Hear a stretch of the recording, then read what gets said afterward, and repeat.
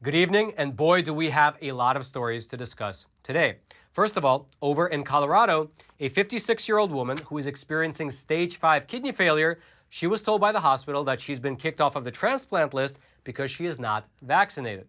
And that is despite the fact that she had already found an organ donor and that she had a religious objection. Meanwhile, just yesterday, nearly 200,000 at-home COVID tests were recalled by the FDA because they were found to be producing false positives. And then lastly, according to new data that was compiled by a cybersecurity firm, several months before the Chinese Communist Party officially reported any cases of COVID, the sales of PCR tests, which detect for specific viruses, they skyrocketed in the city of Wuhan by as much as 50%, meaning that before the Chinese Communist Party admitted that COVID was spreading, the city of Wuhan was testing for viruses like crazy. Let's go through it all together.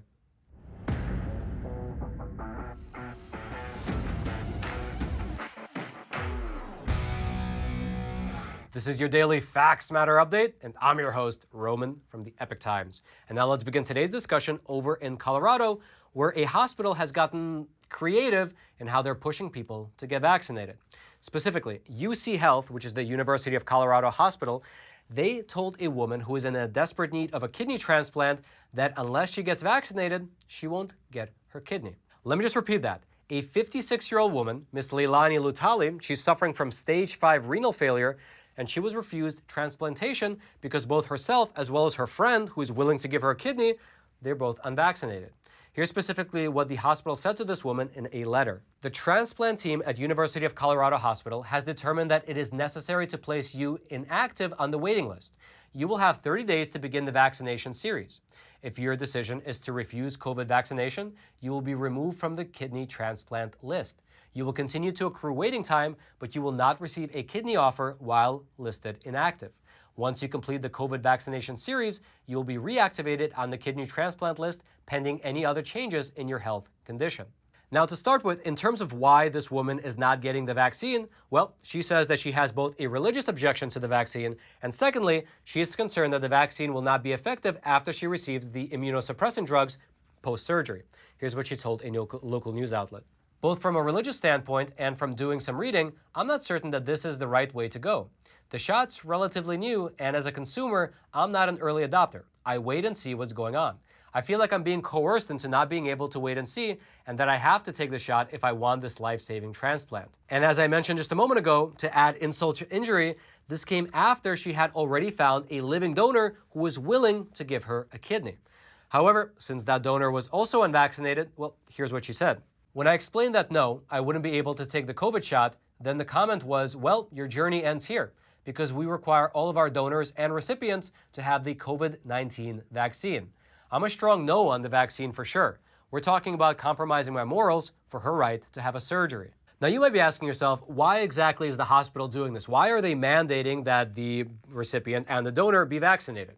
Well, they released a statement on the matter saying that people who undergo transplant surgeries, they are at much greater risk for COVID after they go through the procedures. Here's specifically what they said. Patients who have received a transplanted organ are at significant risk from COVID-19. Should they become infected, they are at particularly high risk of severe illness, hospitalization, and death. Studies have found that transplant patients who contract COVID-19 may have a mortality rate of 20% or higher. A living donor could pass COVID-19 infection on to an organ recipient even if they initially test negative for the disease, putting the patient's life at risk. And so, ironically, instead of allowing this woman to take a risk and have this life-saving surgery, the hospital has decided that she can just die from kidney failure. And in theory, you might be able to rationalize the hospital's decision by saying that, hey, if this woman takes an organ and then dies from COVID shortly afterwards, well, then that organ could have gone to somebody else and saved their life instead.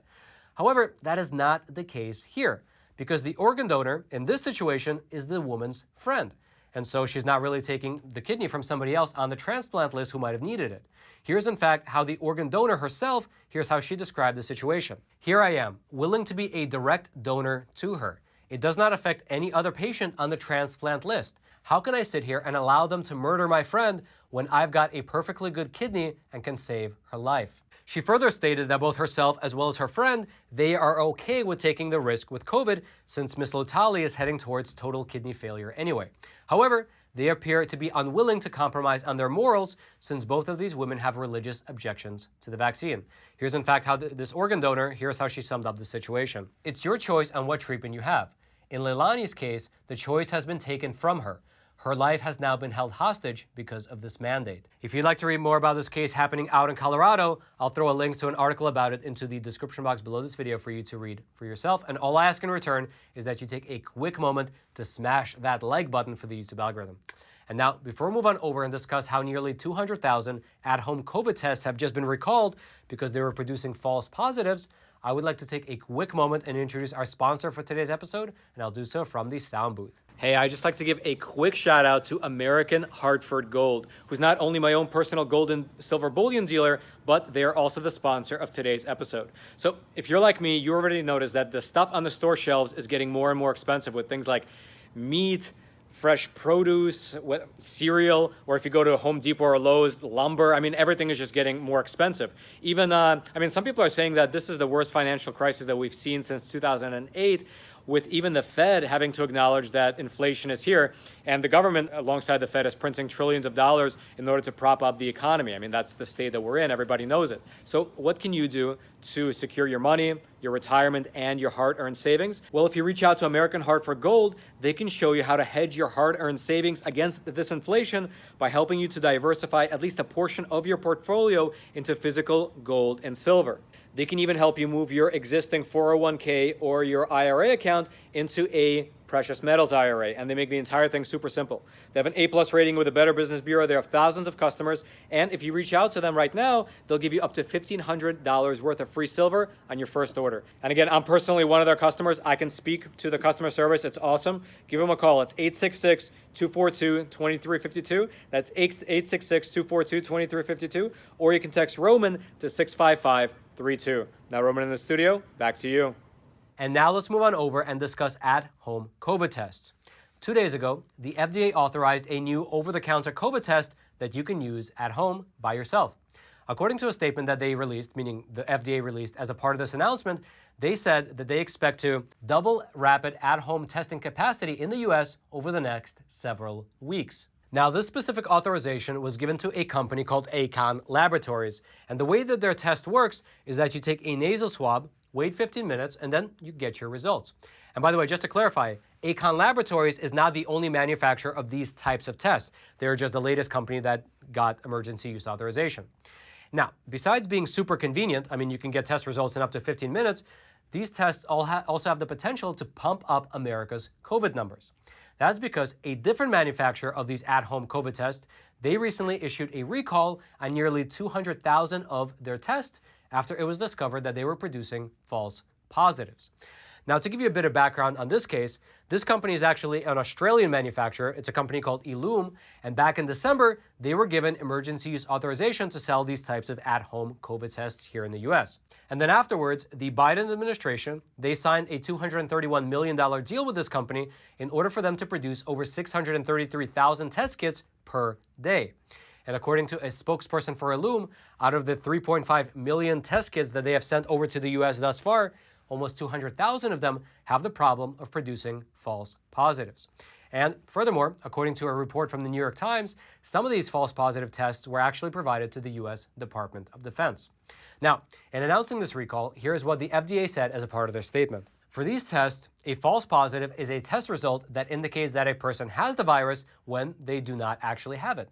Negative test results do not appear to be affected by the manufacturing issue. We are alerting test users, caregivers, healthcare personnel, and the public of the potential for false positive results with certain lots of the Ellume COVID-19 home test due to a recently identified manufacturing issue. In that same statement, by the way, the FDA said that they are assessing the situation alongside with the manufacturer and are looking to get the issue resolved ASAP. In the meantime, they are urging people who might have any of these Ellume test kits at home to double check the serial number on the back of their boxes against the serial numbers that are over on the Ellume website, or else they run into the risk of, having the test say that they have COVID when they actually do not. By the way, here's a statement from the company that was released on their website, the Ellume company, regarding this issue. Quote, "We offer our sincere apologies for the stress or difficulties people have experienced due to a false positive result. Now, if you'd like to read more about this newly authorized at-home American test or about this Australian test that was just recalled, I'll throw those links into the description box below this video for you to check out. And all I ask in return is that if you haven't already, smash that like button for the YouTube algorithm. And now let's move on over and talk a bit about the Chinese Communist Party's cover-up of the virus. And to start with, if you ever want to see a good joke, just go on over to any website that tracks the numbers of COVID deaths across different countries in this world. And as you can see, you have America, you have Brazil, you have Israel, India, and going down the list, you head towards the very bottom and you get to China, which amazingly, to this very day, has had only 4,600 official COVID deaths. That's, by the way, the exact same number that they had this time last year. That's quite amazing. I wonder what their secret is. What? Oh, yeah, that's right. Their secret is lying. They are a country that's run by a communist dictatorship, and lying is nothing new. Now, on several previous episodes, we've already discussed how at the very beginning of the global pandemic, the Chinese Communist Party, they covered up what was happening in Wuhan, they punished whistleblowers, they destroyed evidence, they locked down domestic flights while allowing international flights to continue, and therefore they essentially allowed the virus to spread to the rest of the world. And frankly, there's a ton of evidence to support this. In fact, we recently put together a fairly detailed infographic on this subject. However, just yesterday, a new piece of the puzzle was uncovered. According to research by a cybersecurity firm called Internet 2.0, the amount of money that was spent on tests that detect the coronavirus, they skyrocketed in the city of Wuhan several months before the official report came out that COVID was spreading. Let me just repeat that. Several months before the Chinese Communist Party officially reported that cases of COVID-19 were coming up in Wuhan, the sales of PCR tests, which detect for specific viruses, they skyrocketed. Specifically, the cybersecurity firm, they were tracking sales of these PCR tests over the course of several years, and they found that there was an almost 50% increase between 2018 and 2019, which of course 2019 is the year before the COVID pandemic. And so according to their data, in the province of Hubei in China, Hubei is the province where Wuhan is located, in 2016, sales of PCR tests totaled about 19.1 million yuan. The next year, it rose to 29.1 million yuan. In 2018, it rose again to 36.7 million yuan. But then the next year, which is 2019, it nearly doubled, all the way to 67.4 million yuan. They were able to find this data, by the way, by looking at over 1,700 procurement contracts that they were able to obtain from that particular province, from Hubei province. Now, in regards to these findings, here is what the researchers wrote as a part of the conclusion for this report. Quote, "These findings challenge existing assumptions around when the pandemic began and support further investigation. The study concludes that a significant increase in spending in PCR equipment correlates to the spread of COVID-19. We assess with medium confidence the significant increase from 2018 to 2019 in Hubei province is due to an event like the emergence of COVID-19. Finally, we assess with high confidence that the pandemic began much earlier than China informed the WHO about COVID-19. Now, it's worth noting that an increase in the purchase of these types of tests doesn't necessarily mean that a disease outbreak had occurred. I mean, these tests are used for other things like genetic as well as biotech research as well. And so maybe there was just an acceleration of some different line of research that was happening over in Wuhan that we just don't know about. However, this is a very valuable data point that can help to fill out the mosaic surrounding what was truly happening in Wuhan prior to the start of the pandemic. And if you want to check out that infographic that I mentioned earlier surrounding all the evidence of the cover-up of COVID-19 by the Chinese Communist Party, or if you'd like to check out this study for yourself, the details surrounding it, I'll throw all that into the description box below this video for you to check out for yourself, and then you can decide for yourself what you believe. Lastly, since we're on the topic of the origins of COVID, I would highly recommend that you go on over to Epoch TV and check out an awesome episode of American Thought Leaders where Jan sat down with an investigative journalist named Sherry Markson, and they discussed her groundbreaking research into how events really unfolded over at the Wuhan Institute of Virology. Here's a trailer for that episode. On that same day that the virus database was taken offline on the 12th of September, the Wuhan Institute of Virology also issued a tender to upgrade its security. What really took place at the Wuhan Institute of Virology? The closest coronavirus we've seen in the world to SARS-CoV-2 came from that mine where they were doing the sampling work. In this episode, I sit down with award-winning journalist Sherry Markson, the investigations editor at The Australian and host of the show Sherry on Sky News Australia. Her investigations into the origins of COVID-19 are detailed in her new book and documentary by the same name, What Really Happened in Wuhan. The techniques that have been used in modern laboratories for genetic manipulation, they don't leave a trace. This is the no-seum technique that was pioneered by Ralph Barrick at the University of North Carolina. He was working with Shi Zhengli. This is American Thought Leaders, and I'm Jan Jekielek.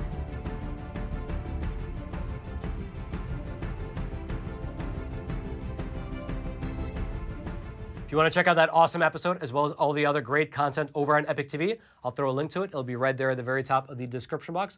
I hope you click on it. I hope you check it out. I hope you subscribe. And I hope that you join us on this journey of exploring this beautiful, beautiful world through honest journalism that is based in truth and tradition. Now, lastly, if you haven't already, smash that like button for the YouTube algorithm. Subscribe to this YouTube channel if you haven't already in order to get this type of honest news content delivered directly into your YouTube feed while YouTube still allows it. Also, hit that notification bell so you can actually be notified of any new videos as we release them. And then lastly, if you have an Instagram account, consider following me at Epoch Times Roman. I follow post behind the scenes research as well as spicy memes. And then, until next time, I'm your host, Roman from the Epoch Times. Stay informed and stay free.